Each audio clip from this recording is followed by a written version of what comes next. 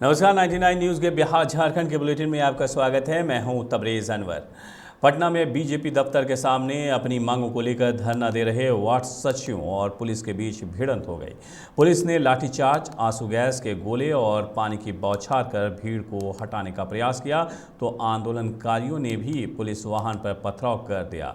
इससे पूरा इलाका रणक्षेत्र में बदल गया। पुलिस ने महिला बच्चों तक को नहीं छोड़ा, सबको पीटा।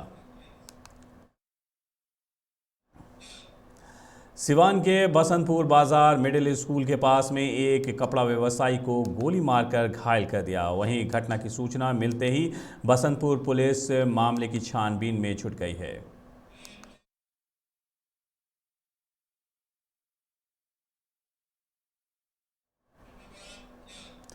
पटना में एक डॉक्टर परिवार के 3 सदस्यों के अलावा कुल 11 लोगों को बिहार में 26 कोरोना संक्रमित मिले हैं। पटना के डॉक्टर परिवार बोरिंग रोड इलाके का रहने वाला है। वर्तमान में 116 सक्रिय मरीज हो गए हैं। पटना के आनंदपुरी, सरिस्साबाद, सुल्तानगंज, गोला रोड, एजी कॉलोनी, दीदारगंज, कंकड़बाग और पटना सिटी में भी एक एक संक्रमित मिले हैं। पटना में आज एक एग्जीक्यूटिव इंजीनियर 8 लाख रुपए की रिश्वत लेते रंगे हाथ पकड़ा गया। विजिलेंस की स्पेशल टीम ने इस ऑपरेशन को अंजाम दिया। पिछले कुछ दिनों से विजिलेंस लगातार भ्रष्ट अफसरों के खिलाफ छापेमारी और गिरफ्तारी की कार्रवाई कर रही है।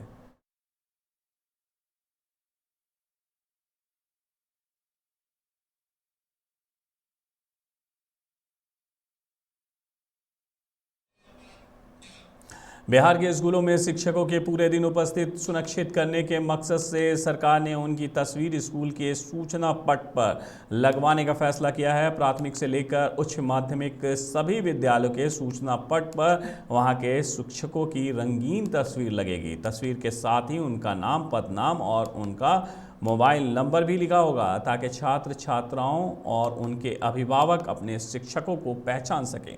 साथ ही शिक्षकों की विद्यालय में नियमित रूप से पूरे दिन की उपस्थिति सुनिश्चित भी की जा सके।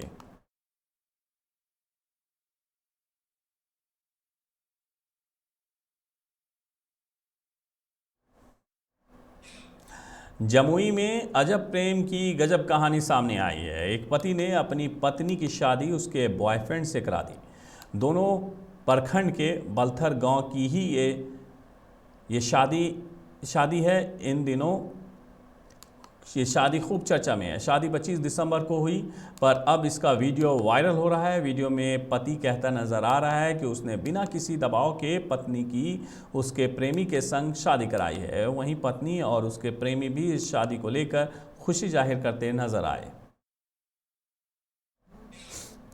रांची के रातू में district institute of education and training centre में यहीं के प्रशिक्षक का 100 मिलने से सनसनी फैल गई है। 35 वर्षीय प्रशिक्षक Alok Kumar district institute of education and training centre के रातू केंद्र में अपनी ज्वाइनिंग की थी।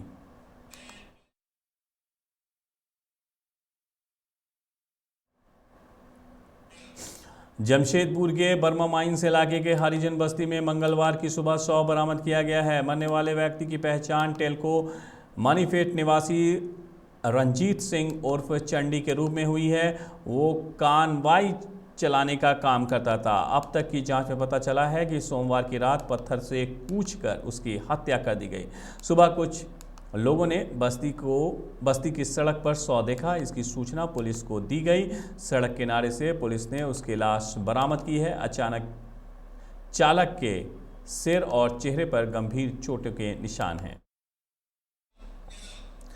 चांडिल मुख्य बाजार में ट्रेलर की चपेट में आने से मां और बेटे की मौके पर ही मौत हो गई। मृतक की पहचान चांडिल के हाथी नादा गांव के रहने वाले सालंती टूडू और उसके बेटे सुनील टूडू के रूप में हुई है। पुलिस ने शव को कब्जे में ले लिया है और ट्रेलर को जब्त कर चालक को भी हिरासत में ले लिया।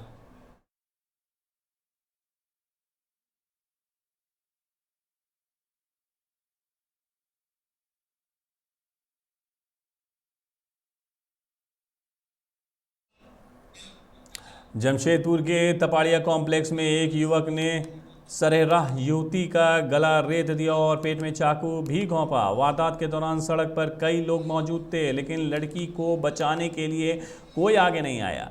लड़की की हालत गंभीर बताई जा रही है। आरोपी युवक को गिरफ्तार कर लिया गया है। वो बिहार का रहने वाला है।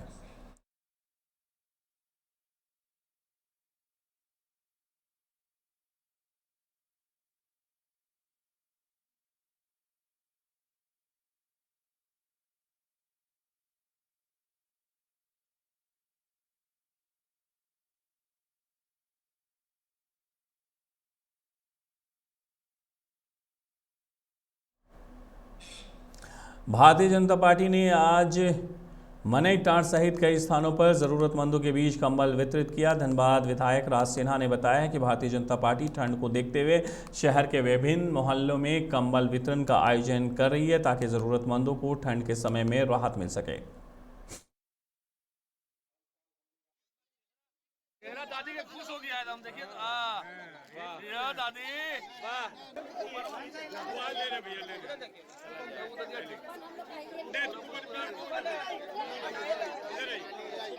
तो हम लोग करते हैं। ठंड में कंबल है और जैसे छठ में साड़ी है, तो इस तरह से हम लोग समाज के हर वर्ग से जुड़ते हैं। कोरोना काल में कच्चा राशन हुआ या सैनिटाइजर करने का काम हो, जो भी सामाजिक कार्य है उससे भारतीय जनता पार्टी के कार्यकर्ता जुड़े रहते हैं और ये सारे कार्य करते हैं।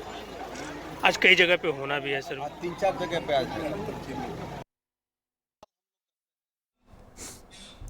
विभिन्न मांगों को लेकर झारखंड प्राइवेट स्कूल एसोसिएशन ने आज रणधीर वर्मा चौक पर एक दिवसीय धरना दिया। एसोसिएशन से जुड़े शिक्षकों ने बताया है कि कोरोना काल के दौरान 2 वर्ष तक विद्यालय बंद रहे, जिसकी वजह से बच्चों की शिक्षा काफ़ी पिछड़ गई है। इसके अलावा छोटे प्राइवेट स्कूल के ऊपर बिजली बिल, रोड टैक्स जैसे भार जानलेवा साबित हो रहे हैं, जबकि सरकार द्वारा संचालित आंगनबाड़ी केंद्र निरंतर चलते रहे। कोरोना काल के दौरान कई शिक्षकों की मौत भी हुई है, जिनके परिजनों और आश्रितों को सरकार द्वारा अनुदान दी जानी चाहिए। इन तमाम मांगों के समर्थन में एसोसिएशन ने शांतियुत धरना दिया। मांगों को पूरा नहीं होने की स्थिति में झारखंड प्राइवेट स्कूल एसोसिएशन ने उग्र आंदोलन की चेतावनी भी दी। हम लोगों के समक्ष सबसे पहली मांग है कि कोरोना काल के दौरान विगत 2 सालों से विद्यालय बंद हैं, जिनके वजह से कक्षा नर्सरी से लेकर के 5वीं तक के बच्चे जो मध्यम निम्न आय वर्ग के हैं, वैसे बच्चों का जो है अध्यापन कार्य संपन्न नहीं हो पा रहा है, ना वो अध्ययन सही ढंग से कर पा रहे हैं, क्योंकि उनके पास आज मोबाइल नहीं है। अगर जो बच्चे जिनके पास मोबाइल उपलब्ध भी है, तो अगर हम लोग सरकारी आंकड़ों या कहीं से अगर हम लोग आंकड़ा इकट्ठा करें तो हम देखेंगे कि उनका अधिकांश डाटा जो है गेम खेलने में जो है और गेम वाले जो पोर्टल है उसमें जो है खर्च हो रहा है। पढ़ने और लिखने में उसका उपयोग नहीं हो पा रहा है। वो उसके वजह से वो लोग मानसिक तनाव से भी बच्चे जो है जूझ रहे हैं। अगर विद्यालय जो है खुल जाए तो बच्चों को मानसिक संबल मिलेगा, उनका जो है शैक्षणिक के साथ साथ चारित्रिक विकास भी जो है अच्छी तरह से होगा।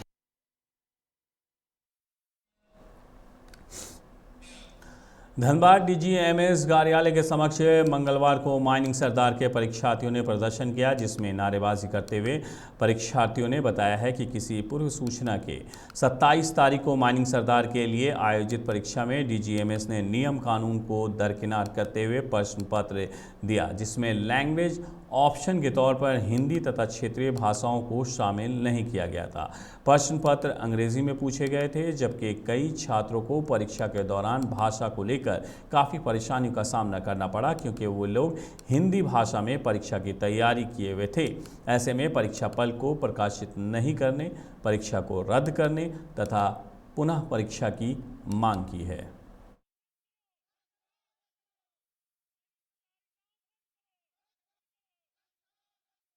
एग्ज़ाम हुआ था, सीबीटी एग्ज़ाम माइनिंग सरदार के लिए।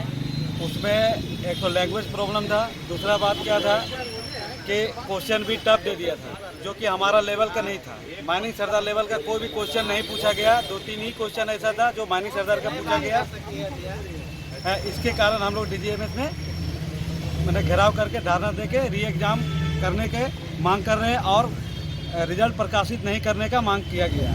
हम लोग 27 कल जो हम लोग माइनिंग सरदार एग्ज़ाम दिए उसमें हम लोग का आउट ऑफ सिलेबस ही था क्वेश्चन सारा। 2-3 मुद्दा है हम लोग का। सबसे पहला मुद्दा है कि हमारा एग्ज़ाम को कैंसिल किया जाए, री एग्ज़ामिनेशन कंडक्ट कराया जाए और सिलेबस के अनुसार ही एग्ज़ाम लिया जाए। क्योंकि अगर हम लोग सरदार का एग्ज़ाम की तैयारी कर रहे हैं तो ये नहीं ना सर सरदारी पढ़ा करके आप मैनेजर का एग्ज़ाम हमसे लीजिएगा तो कोई लड़का पास नहीं करेगा। सरदारी का एग्ज़ाम का तैयारी करवाएं तो सरदारी लेवल से एग्ज़ाम लीजिएगा ना सर। तो इसी मुद्दे पे हम लोग बात कर रहे हैं। धनबाद के तोपचाची में आज सुबह वाटर बोर्ड के नज़दीक NH2 सड़क पर बैठी एक गाय तेज़ रफ्तार ट्रक के नीचे आकर फंस गई, जिससे ट्रक काफ़ी दूर तक गाय को घसीट ले गया। हालांकि लोगों के हो हल्ला करने के बाद ट्रक के चालक की सूझबूझ से उसकी जान बचाई जा सकी। बाद में स्थानीय लोगों ने गाय को ट्रक के नीचे से सुरक्षित बाहर निकाला और मरहम पट्टी कराया। इस दुर्घटना में गाय को काफ़ी चोटें आई हैं।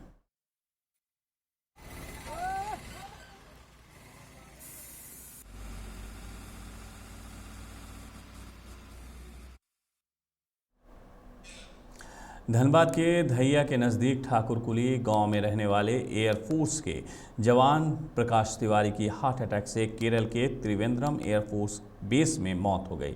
सोमवार शाम उनका पार्थिव शरीर ठाकुरकुली स्थित घर पहुंचते ही कोहराम मच गया। बड़ी संख्या में लोगों की हुजूम वहां जमा हो गई। उसके अंतिम दर्शन के लिए लोगों का तांता लगा रहा।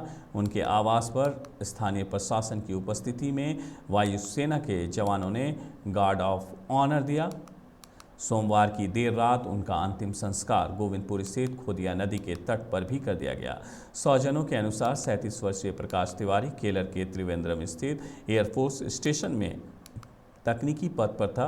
3 भाइयों के सबसे छोटे प्रकाश थे। प्रकाश की ही तरह उनके अन्य दोनों भाई भी फौज में ही कार्यरत हैं। परिवार में उनकी पत्नी उनके साथ रहती थी। नम्र स्वभाव के मिलनसार थे और सारे परिवारों लोग चाहते थे तो मिलते थे जुलते थे। मतलब बहुत उनका मातृभाषी सभी लोगों से चाहते थे कि हम मिलजुल के रहें। यही इनमें बहुत बड़ी इनका जो है क्या नाम है कि चरित्र था, बहुत अच्छा चरित्र। एक छोटे से गांव से उठकर एयरफोर्स में जाना, क्या कहेंगे इस इसके पर? पिताजी मामूली सा एकदम पढ़े लिखे कुछ नहीं थे, लेकिन ये तीनों भाई जो है, एक भाई बोकारो स्टील प्लांट में अच्छे पद पर हैं, दूसरा भाई जो DLW में पोस्टेड है, और ये भी जो है ये अपने समय में कम उम्र में 18 साल में ही नौकरी ये पा गए। ये भारतीय वायुसेना के सार्जेंट पद पर थे और त्रिवेंद्रम में हेडक्वार्टर SAC में तैनात थे। इन्होंने अपने देश के लिए अपना योगदान दिया है, इसको देश कभी नहीं भुला सकता है। धनबाद में बढ़ रहे ठंड को देखते हुए समाजसेवी अनिमेश सिंह ने आज धनबाद के कई जगहों पर जैसे झरिया, बैंक मोड़, बरवड्डा, बरटार, हीरापुर में ज़रूरतमंदों के बीच कंबल का वितरण किया। इस दौरान उन्होंने कहा है कि झारखंड में बढ़ती ठंड को देखते हुए लोगों का जीना मुश्किल हो गया है, खासकर उन लोगों को जो स्टेशन और सड़कों पर रात बिताते हैं। उन जगहों पर जाकर उनकी सेवा करना मैं हमेशा अपना फ़र्ज समझता हूँ।